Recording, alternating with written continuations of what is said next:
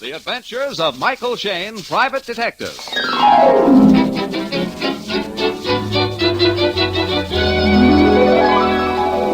The people who make 76 gasoline and Triton Motor Oil, Union Oil Company, present The Adventures of Michael Shayne, Private Detective, starring Wally Mayer and Kathy Lewis.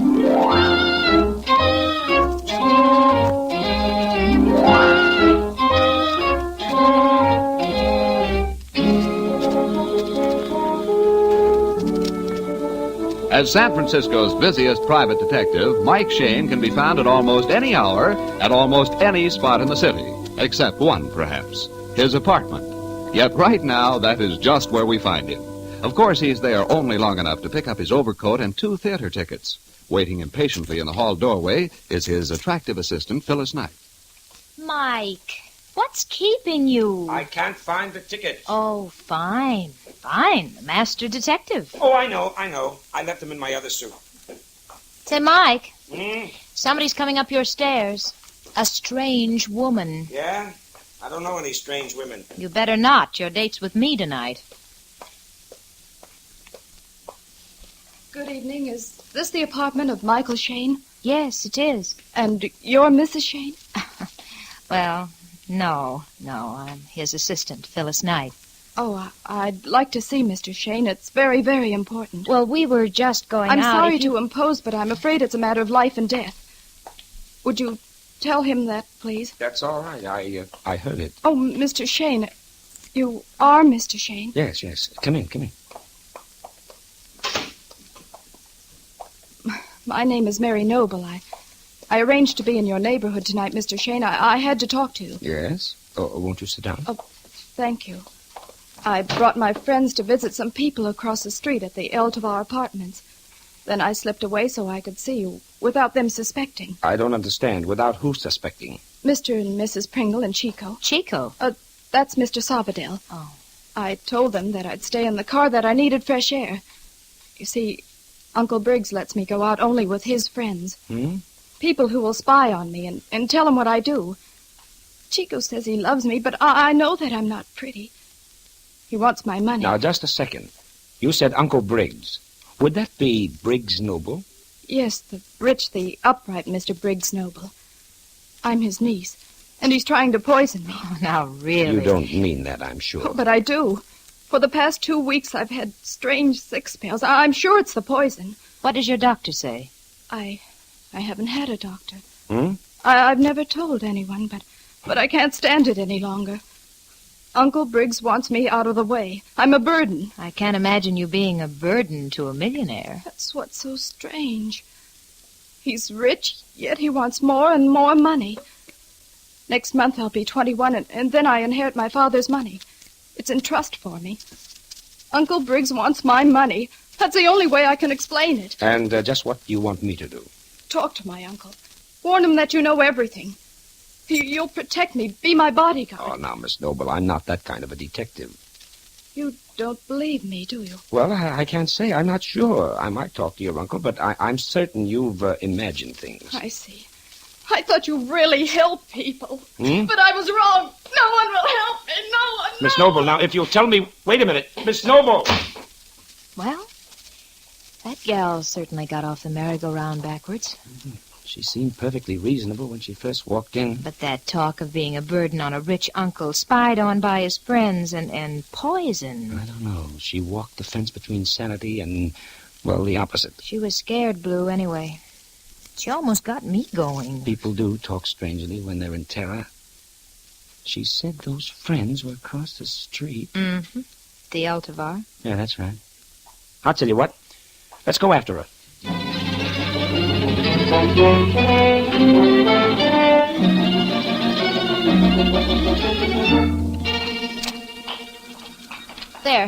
There she is, Mike, crossing the street. Yeah. Miss Noble. Mary Noble. Mary, stop! Mike, that taxi! Mike!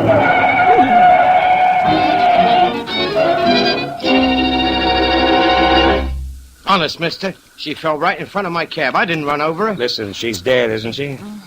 I'm telling you, I saw her fall. You mean she tripped? No. She slumped in a heap right in front of me. I didn't hit her. Maybe he's right, Mike. Hmm? Look at her dress here. There's no dirt from the wheels. She wasn't dragged. Sure, I stopped in time. My bumper hardly touched her. Yes. Yes, it's Mary. Maria, Oh. heavens. Yes. What happened? She's dead. She's dead. Oh, William, I told you we shouldn't have left her in the car. Well, she said she wanted some fresh air. How no. could we know this would happen? I take it you are Mr. and Mrs. Pringle? Why, yes. Do we know you, sir? No, I'm Mike Shayne, a private detective. Oh. This girl just left my apartment. Oh, so that's where she went. Huh? She got out of the car and said she wanted to take a walk. You her chauffeur? Yeah, that's right. I don't understand, sir. Why did Mary go to you? She thought somebody was trying to kill her, that her life was in danger. Rubbish. Tommy rot. The girl imagined things. Maybe not, Mr. Pringle. You're a good friend of my boss, but I don't mind shut saying up, he's... Dan, for heaven's Please, sake. gentlemen. Poor Mary. She lies dead. What must we do? We must go call an ambulance. We'll call more than an ambulance, honey. We'll call the inspector.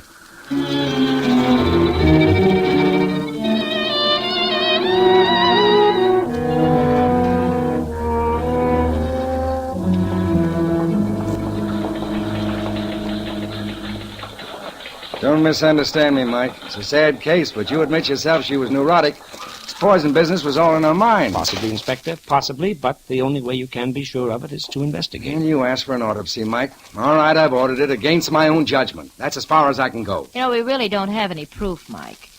Maybe she just had a heart spell and fell in front of the taxi. Police certainly can't investigate Briggs Noble on such weak evidence. He comes from one of the oldest families in San Francisco. He's rich, society. Murder isn't his line, Mike. All right, Inspector, all right. But will you do one thing more for me? What is it? Go out with us to see Briggs Noble. Oh, Mike, you're the most stubborn. We gotta know what we're talking about first. I'll do the talking if you want. I'll take the blame. But I want you there in case. Wait a second. Yes? Autopsy report, sir. Mary Noble. Examination of stomach shows heavy dose of poison. Mike, you were right. Sergeant, what was the poison? Arsenic? Well, I can't tell, sir. Autopsy surgeon says the victim's hands are clenched tight and toes turned under. He says that the same symptoms of a rare native poison from South America. I see. Mike, is there anything you want to ask him? No. No, just tell them if they find anything else to call you at the home of Briggs Noble.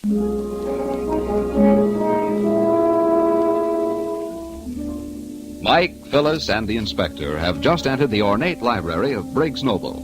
Noble stands in front of the fireplace. This is the first time I've had the pleasure of meeting you, Mr. Shayne. I'm told you already know my friends here. Yes, but the inspector doesn't. Oh, Mr. and Mrs. Pringle, Mr. Sabadell, and, of course, my chauffeur, Dan Casey. How do you do? I imagine, Mr. Shayne, that you've come here to tell me my niece appealed to you for protection. Yes, she did, Mr. Noble. I told your friends that. Yes. Oh, poor girl. I never understood her. She was so moody. I tried to make her happy. Gave her everything she asked for, except the one thing she really wanted. Her pretty face. So she chose the final remedy.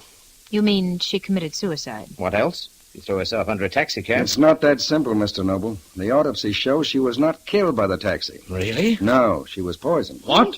Poison? Why? Quite bent on death, wasn't she? Perhaps not, sir. You see, we think she was murdered. Oh, no. Did she have any enemies, Mr. Noble? None, nor many friends. I suppose that was the trouble. Do any of you know if she was sick during the past couple of weeks? Why, yes, I remember one day I was driving her and Mr. Savadell. She almost fainted. You remember it, sir? I remember. Did she tell you, Mr. Savadell, that she planned to see a detective tonight? No, I come in, Mr. and Mrs. Pringle are with her. I give Maria a box of candy. We make small talk. She keeps saying we must all go visit some friend. Well, that is all. It's difficult to remember. Mr. Noble, your niece said she was to come into an inheritance on her 21st birthday. Where will that money go now? Well, I'm the last member of the family. It'll come to me. Oh, I see. Our family has had a tragic history. All violent deaths. My brother Edward died in a shipwreck off China. My nephew, Grant Noble, disappeared in his plane over Brazil. Dodd Noble, Mary's father, was crushed in a train wreck. Aren't the women alive? No, Edward and Dodd married, but their wives are gone, too. It's been very, very depressing. Mr. Noble, it's time to be frank with you. Your niece came to me for protection from you. She said you were trying to poison her. Why, that's fantastic, Miss. She thought that about me. Poor girl. I told you she had strange moods. It's a very weak explanation, sir. You admit she had no enemies and that you would inherit her estate. Why should I want her money? I have more now than I want. You gentlemen don't realize the penalties of wealth. It's neither here nor there, sir. Mary Noble was poisoned. She named you. It's my duty to determine the facts. I see, Inspector, that you're determined to make me out a murderer. All I can say is this. I'm not guilty. But, Mr. Noble... Furthermore, if you insist upon bringing charges against me, I'm a man of wealth and power. I can employ the best legal counsel. I think you'd look very embarrassing in court. It would not benefit your reputation. I see. Thank you for the warning, sir. And good night.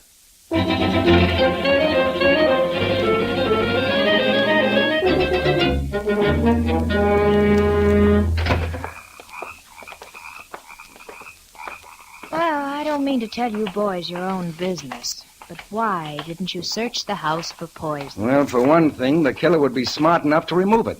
Second, I don't think Noble is our man. He has no motive. Now, don't tell me the brave inspector is scared out. No. Look at it this way, Mike. Huh? Poison is one of the subtlest types of murder. Mm-hmm. The killer figures that because nobody sees him actually give the victim poison, no jury will convict him on circumstantial evidence. Noble has a perfect alibi. She committed suicide. He ought to know. He's our uncle. If it were suicide, the girl would hardly run to Mike to protect her life and then take poison. Unless she hated her uncle enough to try to frame him with her murder. Well, let's get rid of this suicide alibi right now. Inspector, if she took poison, it must have been in some container. Uh-huh. Now, we didn't find anything suspicious in her purse, but she would have to leave the bottle someplace. Now, where was she just before she died? In your apartment.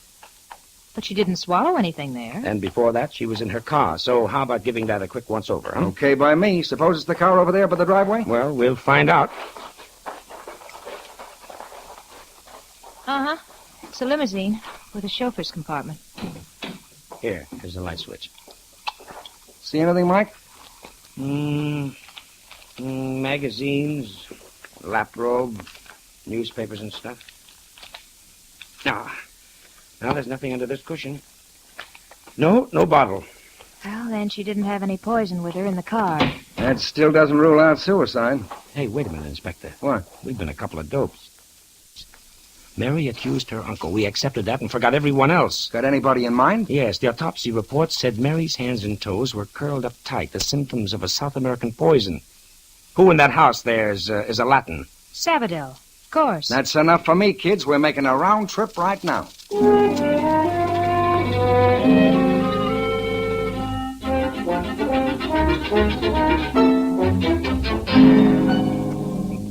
But of course, gentlemen, I am from South America. My father was a trader on the Amazon River. Then maybe it's more than coincidence that Mary was killed by a rare native poison from South America. What? Well, you didn't tell us that. A poison from... Santa Maria. Gentlemen, this is bad. You're telling us. No, you do not understand. You have not been in this room before. Look on the walls. Mr. Noble has poison spear, poison arrow, poison darts. Yeah. All from South America. So, what about this, Mr. Noble? It's true. Oh, fine. Pringle brought them to me from Ecuador. They were poisoned, but not now. I had the stuff all soaked off when I mounted them. Mr. Pringle, is it possible to use that poison after it's been removed? Well, I don't know. The natives in South America use a number of poisons. They act in different ways. I can assure you that Mary did not die of poison from this collection. Ah? Where she procured it is a question for you detectives. You still insist it was suicide? I do. Mike, maybe there's another way we can settle that. Yeah, what is it? Well, Mary seems to have been a very lonely girl. It's very common for lonely girls to keep diaries. Well, if Mary kept one, perhaps it would tell us what she intended to do. Yes. I gave her a diary for Christmas. She always kept it on the top of the desk up in her room. Swell. Then up to the bedroom we go.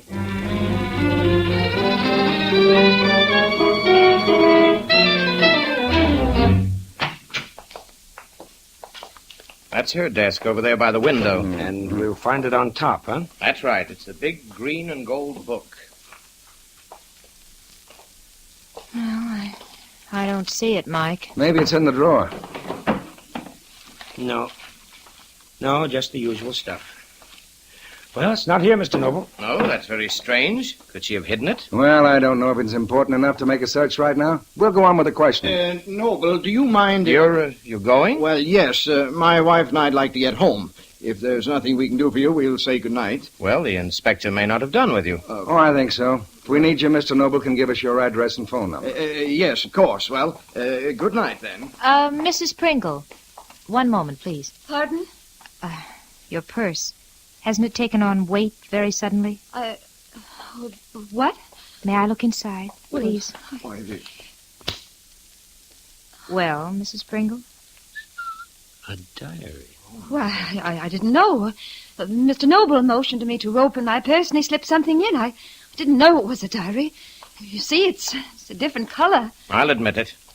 I misled you all. I slipped the diary into her purse while you were searching the desk. It certainly doesn't help your case, Mr. Noble. I didn't know what peculiar ideas Mary might have written down. I wanted to protect her memory. And yes, my reputation. Mike, you read anything in it? Nothing very unusual so far. No mention of suicide. Mr. Savadell, I gather that you proposed to Mary. Oh, many times. We never followed up our questions with you either, sir. I know what you have in mind, but you were wrong. I killed the girl I love? No. Mr. Inspector, excuse me. I realize this diary episode with my wife looked suspicious. But since Mr. Noble has admitted the fault, I think we're cleared. Would you let us go home now? Tonight's been a great strain on my wife. Well, we'd all like to go home. Well, I wouldn't ask it, sir, but my wife is not in good health. I see. What do you say, Mike? Yeah, certainly, by all means. All right, Mr. Pringle. Thank you very much. Good night, everybody. Good night. Good night. Good night. And now, Mike? Wait. Okay. Now, Mr. Noble, if you please, the address of Mr. and Mrs. Pringle.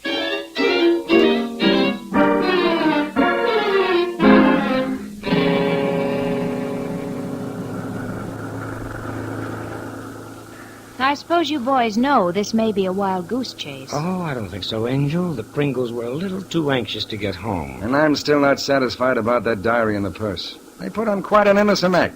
The way Noble came to their rescue. Yeah. There's the house, number 1511. Yeah, but it's all dark. That's funny. We drove slowly so we'd get here ahead of them. We wanted to catch them with whatever they're up to. Wait, Inspector. There's a light in the garage. Yeah. Okay, stop your engine, Mike.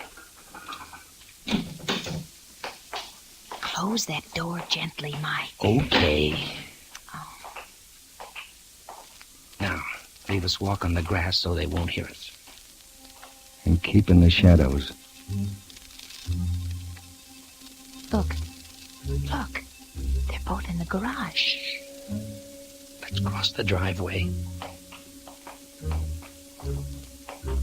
What in blazes are they doing? They got a bucket of... Uh-oh. Yeah. Pringle's got some of those javelins. Poison javelins. Soaking them in the bucket. All right. Let's make an entrance. This water isn't hot enough. It's got to be boiling. Well, I'll go heat a kettle then. Don't bother, Mrs. Pringle. You're in enough hot water right now. Oh, William. Shayne, Inspector, what's the meaning of this? So you cooked the spear points in hot water to extract the poison? I don't know. I was just trying to find out, to see if it still had power. Mike, there's a car coming up the driveway. Yeah. Who is it? Why is he blowing the horn? Oh, I don't... Hey, cut it out. Get off that horn. There's something wrong. Come on. There's a man slumped over the steering wheel. I'll pull him off the horn. Okay, mister. Raise up. Holy jumping. It's Savadell. Yes, unconscious. But how? Who? Here's the answer. Remember the symptoms of that South American poison? Tight, clenched hands? Look.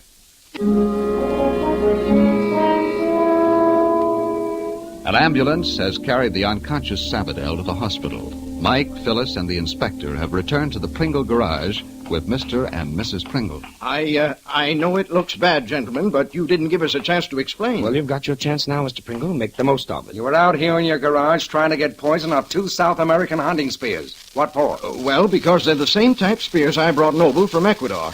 I wanted to collect the poison and send it to the police. So you people could compare it with the poison found in Mary's stomach. Oh, you're suddenly very helpful, Mrs. Pringle, after you tried to smuggle Mary's diary away from the police. But I didn't mean to. That's what made William and I think Mr. Noble might be guilty after all. Looks to me like all three of you are in the same boat. At least we don't have to consider Savadell any longer. Yes. As I see it, Savadell was really in love with Mary. He tore over here to the Pringles for the same reason we did, because he figured they were in cahoots with Noble. Then collapsed in his car from the same poison. Okay, but which of these three did it? And is the poison from these three spears? Wait a minute. I got a new angle, Inspector. Mary was killed by the poison. Savadell got enough of it to send him to the hospital, but nobody else has keeled over tonight. That's right. Then what did Mary and Savadell eat or drink that nobody else touched? Did all of you people eat dinner together? Yes, we did. Well, then it's not the food. Did either of you see Mary or Savadell drink anything which you didn't? Not that I remember. Well, they must have a food or drink or something that... Wait a minute. What? Wait a minute. How about candy? Savadell said he brought Mary a box tonight. Oh, he always did. Mary was a candy fiend. Ate chocolates all day long. Did you eat any tonight? Oh, no, they're much too sweet for me. And you, Mrs. Pringle? I never touched chocolates. Then they did eat something which you didn't. If Mary always ate chocolates, that would be an ideal way to give her the poison. The sugar in the stuff might slow down the effect. We may be wrong, but we've got to find that box of chocolates. Well, the last I saw of it, Mary and Mr. Savadell had it with them in the car. But we searched the car, Mike. Yes, honey, yes, but we were looking for a bottle of poison. We weren't thinking of candy. There was an awful lot of stuff in that car. We've got to look again, and it better be fast.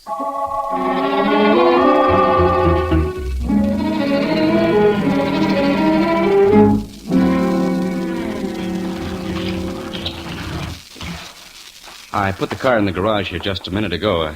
If I'd known you fellows wanted to look at it... That's all right, Dan. That's all right. Thanks for letting us in. Sure. Anything else I can do for you? No, thanks, Dan. Okay, if you want me, I'll be in my room. It's right overhead. All right, okay, Dan. Thanks. We better look good this time, Mike. Yeah. You need more light in there? No. Did you find anything, Inspector? No. Nor I. Just the same stuff I found before. It's hopeless, Mike. No killer would poison the girl, then leave a box of chocolates high and dry for the police. He wouldn't be that dumb. It isn't a question of dumbness, Inspector. It's a question of time. But he'd still get rid of the chocolates. We don't know where to look for him. Now, let me think. He wouldn't throw the chocolates out of the car. Somebody might pick them up and eat them. That means he must have brought them back here. Think, Inspector, think. Would he destroy the chocolates or hide them? He'd destroy them. That means the box, too. He'd have to burn it. I saw an incinerator on this side of the garage. Lead us to it, Angel.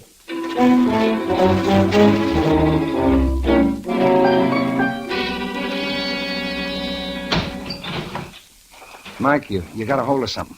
Well, pull it. Come on, pull it out. There. Here you are. The box of chocolates. Open it up. They're mashed up a bit, but we can analyze them, and if the fingerprints aren't too mussed over... Well, they probably are. Wait a minute, honey. Yeah? Back at my apartment, didn't Mary say she had told no one else but you and me that her uncle was trying to poison her? Yeah, that's right. Yet one other person tonight seemed to know something about it. When we were looking at Mary's body, he made a crack about Noble. It was Dan Casey.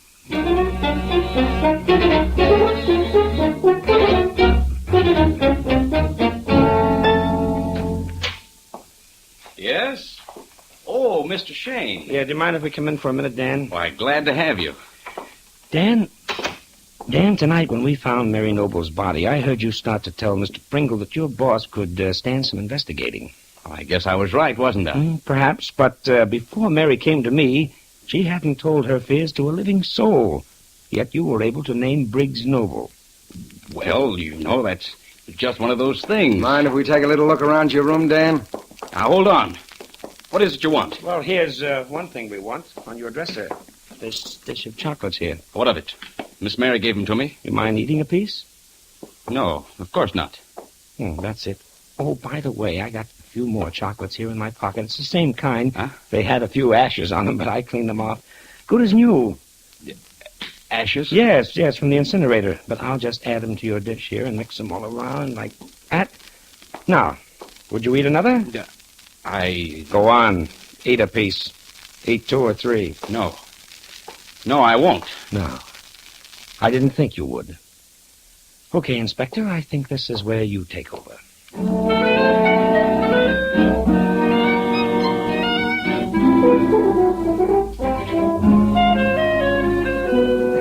Thanks. Really, I don't care. I insist, you must have a drink. A cup of peace between the inspector and myself. Well, I guess I would drink to then. I can understand your suspicions of me, gentlemen, when I kept telling you it was suicide. But what gets me, Mr. Noble, is how you could employ a chauffeur for months and not recognize him as your own nephew. You forget I hadn't seen him for over 10 years. When he disappeared in his plane over Brazil, he was hardly more than a boy. When he was dead, the whole family thought he was dead. But, Mr. Noble, he was Mary's cousin. Could he still inherit her money? Certainly. The inheritance was so arranged that it would go either to him or, if dead, to me. So he planned to disappear after tonight and come back in a few months as the long-lost heir. Quite a scheme. Chocolate-coated murder. Say, speaking of that, do you think there's a candy store open at this hour? I'd like to buy Phil a box of chocolates. No, thanks, no. After tonight, I've lost my sweet tooth. Oh, but maybe when you see him, honey, nice, big, luscious bonbon. Mike Shayne, you haven't given me a box of chocolates in years. If you do it now, I'll know what to expect. Oh, no, you won't, Angel. Oh, no, you won't.